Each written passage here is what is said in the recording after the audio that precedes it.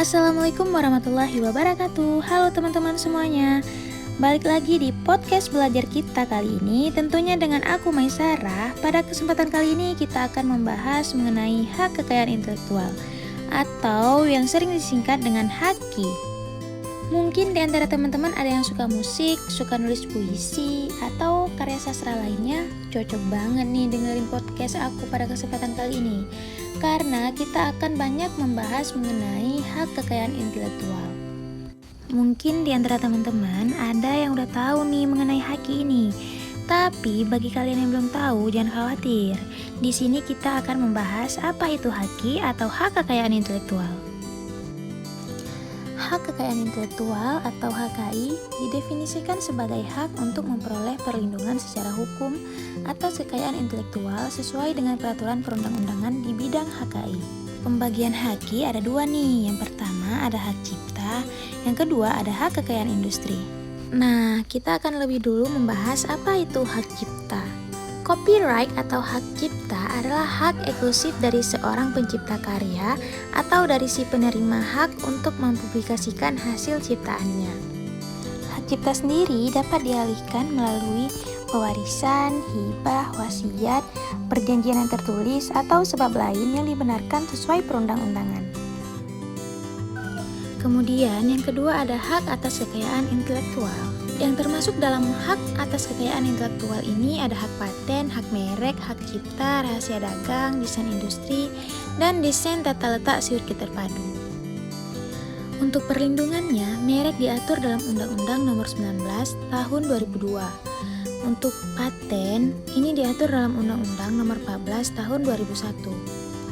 Untuk rahasia dagang diatur dalam Undang-Undang Nomor 30 Tahun 2000. Desain tata letak sirkuit terpadu ini diatur dalam Undang-Undang Nomor 32 Tahun 2000. Perlindungan varietas tanaman diatur dalam Undang-Undang Nomor 29 Tahun 2000. Hak paten. Pengertian hak paten diatur dalam Undang-Undang Nomor 14 Tahun 2001.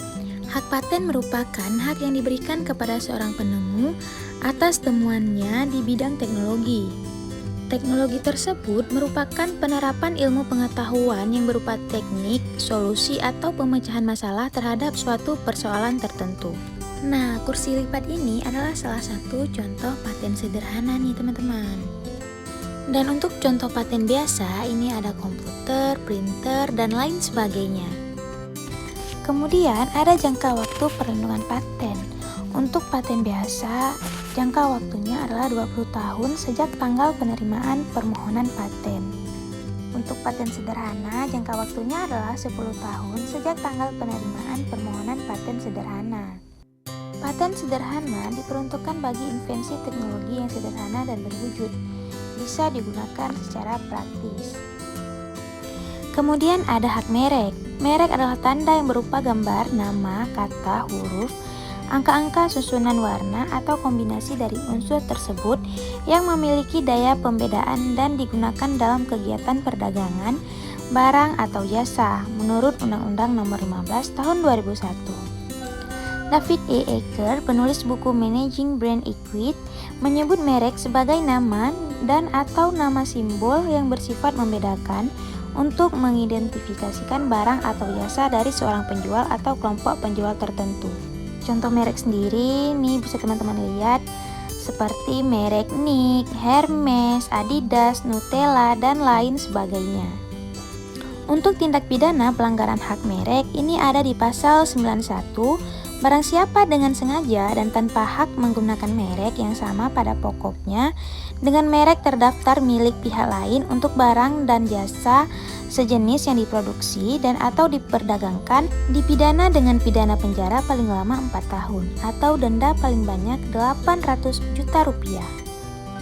Perlindungan merek terdaftar mendapat perlindungan hukum untuk jangka waktu 10 tahun dan dapat diperpanjang lagi untuk jangka waktu 10 tahun.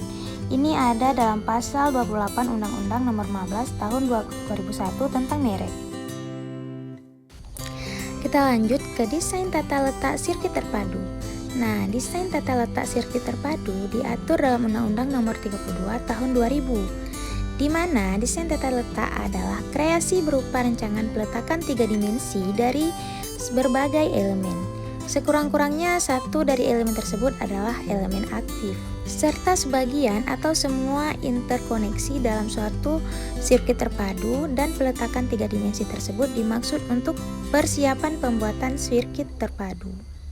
Ini dia nih contoh desain tata letak sirkuit terpadu. Pastinya teman-teman sudah tidak asing lagi, bukan? Pengalihan hak desain tata letak sirkuit terpadu disertai dengan dokumen tentang pengalihan hak. Segala bentuk pengalihan hak desain tata letak sirkuit terpadu wajib dicatat dalam daftar umum desain tata letak sirkuit terpadu pada Direktorat Jenderal HKI.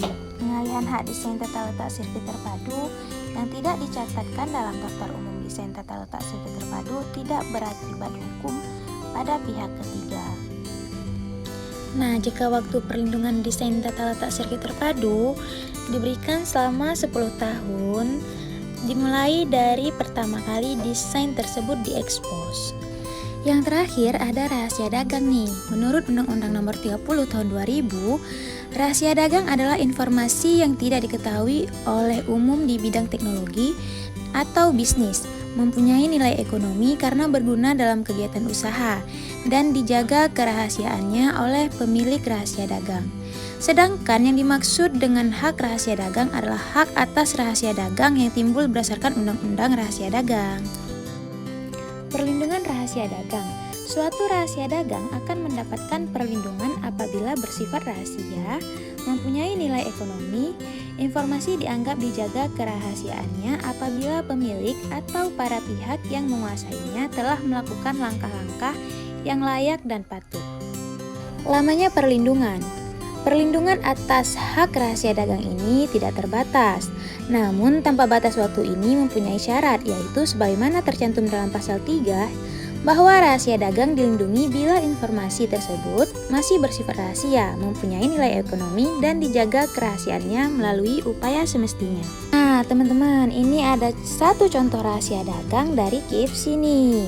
Sekitar 70 tahun yang lalu, Kolonel Harland Sanders menciptakan resep KFC dengan 11 bumbu rahasia. Sampai saat ini, resep yang sama masih digunakan di restoran KFC. Resep asli rahasia tangan Sanders disimpan di tempat yang aman di Kentucky, dan hanya orang-orang yang terpilih mengetahui resepnya. Wah, seru juga ya belajar HKI.